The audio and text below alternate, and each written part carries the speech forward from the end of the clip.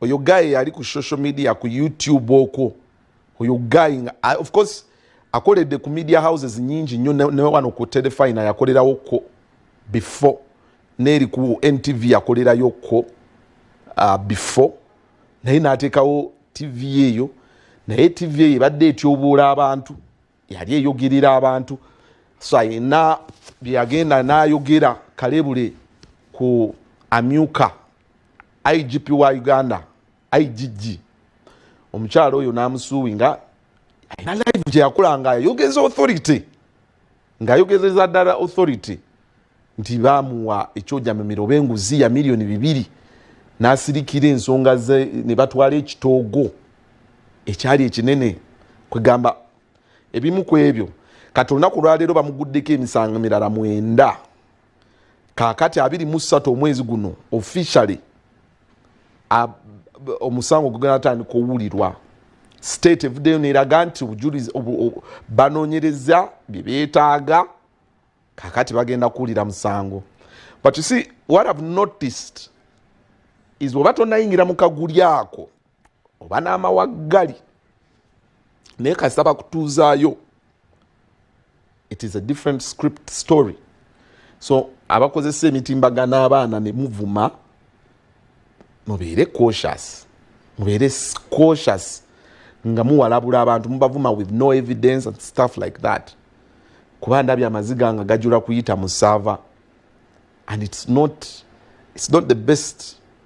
you could wish for somebody anyway so compare bibadde mu court briefly yeah tulyoke tufune Nobert naye ali ne Nobert tumulina naye so compare Ssaava Karimu ono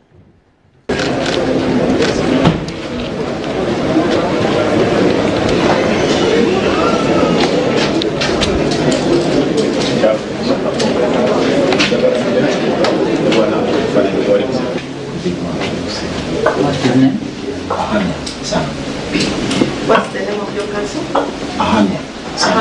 Yes. Council Ahania. Is he here for you? Yes. In the areas of Kampala City or thereabout, using the computer via TikTok account TV10 Gambuuze, sent or shared information with Atuuyana, the Deputy Inspector General of Government is a wetland grabber, which information was false and likely to ridicule, degrade or demean the said Atuuyana. Kiganiro nti bwe bw'adde Ssaava wakati w'omwezi ogwa July 2025 ne August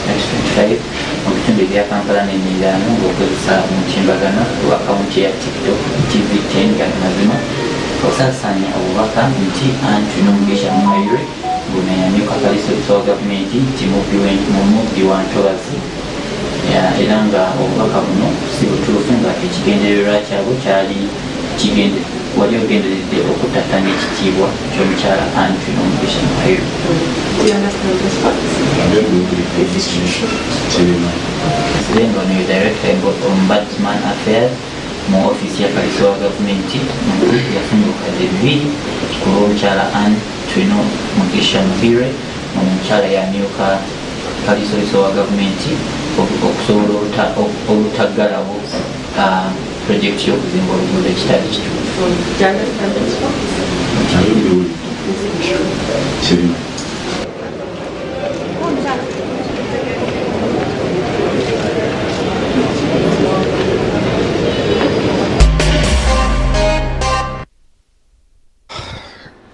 kale eyo Dean Lubowa Ssaava ekyennaku omuwaba wa gavumenti yabaddewo abaloya be tebalabiseeko so n'asaba bafunemu akafuba tekakkirizibwamu kamera so that's why but ebisinga mujja bifuna mu mawulire gaffe Gambuuze n'Ageesigika